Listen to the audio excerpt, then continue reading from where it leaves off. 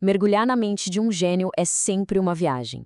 Mas e se essa mente não for uma só, mas dezenas delas, todas vivendo dentro da mesma pessoa? Pois é, hoje a gente vai tentar desvendar um dos maiores enigmas da literatura, o poeta português Fernando Pessoa. É que o Pessoa não era só um poeta, sabe? Ele era uma multidão. Tipo uma orquestra de um homem só, que criou dezenas de personalidades literárias diferentes. E cada uma tinha sua própria história, seu próprio jeito de escrever, sua própria visão de mundo. E esse fenômeno todo tem um nome: heteronímia. Entender o que é isso é basicamente a chave para a gente começar a montar o quebra-cabeça que foi a vida e a obra desse cara. E olha, é muito importante a gente entender uma coisa. Não eram só apelidos, pseudônimos, sabe? Eram de verdade personalidades completas. É como se fossem pedaços de uma alma que explodiram em forma de arte. Dentre tantos que ele criou, 4 se destacam. Vamos conhecer essa turma? Primeiro, tem o Alberto Caeiro, que era tipo o mestre da galera. Um poeta do campo que ensinava a ver o mundo sem filtro, só sentir.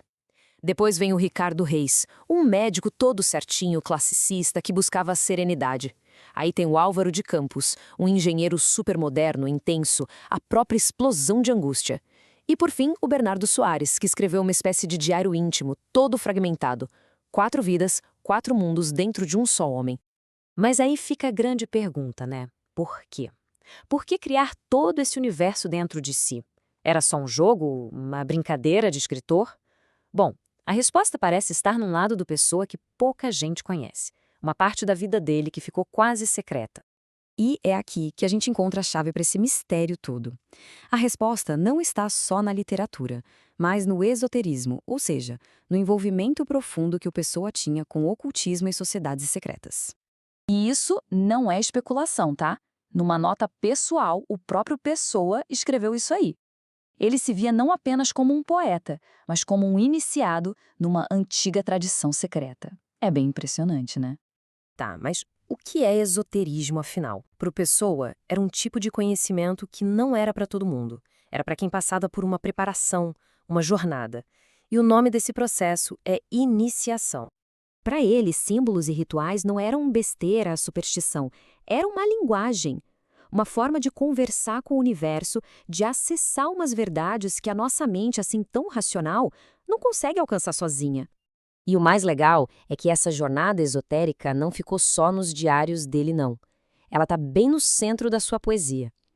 E tem um poema que é o exemplo perfeito disso, chamado, olha só que apropriado, Iniciação. O poema descreve um verdadeiro ritual de purificação passo a passo. Primeiro, as roupas. A camada mais de fora são vistas como uma sombra. Depois, anjos tiram a capa. Em seguida, arcanjos tiram as próprias vestes e o iniciado, o neófito, fica nu. E no último passo, dentro de uma caverna, os próprios deuses tiram o corpo físico dele. É uma viagem de desapego total. A cada etapa o iniciado vai perdendo uma camada daquilo que ele achava que era. O poema diz, tem só teu corpo, que és tu. A jornada força a pessoa a se perguntar, se eu não sou o que eu tenho, nem o que eu visto, o que sobra de mim? E a conclusão do ritual não é a morte, como a gente poderia imaginar, é uma transformação. O poema revela que essa vida que a gente leva é tipo um sono, e a iniciação seria o despertar de verdade. Ok, mas qual é a ligação disso tudo? Como esse ritual se conecta com as múltiplas identidades dele, com os heterônimos? E é aqui que tudo faz sentido. Pensa bem, de um lado com os heterônimos, o Pessoa criava um monte de eus para explorar cada pedacinho do que é ser gente. Do outro, no esoterismo, o objetivo é se livrar dos falsos eus para encontrar um único eu verdadeiro. Parecem coisas opostas, né?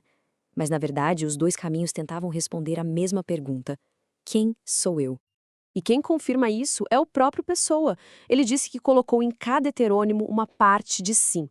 Em Caeiro, a capacidade de se despersonalizar. Em Reis, a disciplina.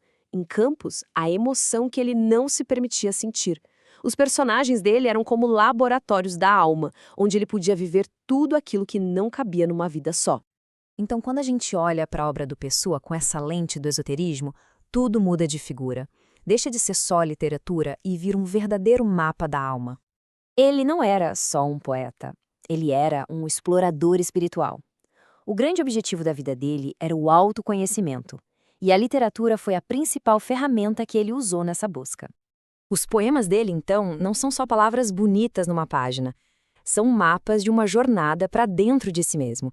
E talvez, quem sabe, um convite para que cada um de nós comece a desenhar o nosso próprio mapa. E essa jornada do Pessoa deixa a gente com essa reflexão no final. E se a grande arte não tiver o papel de dar respostas prontas, mas sim de nos entregar mapas para que a gente possa começar a nossa própria busca?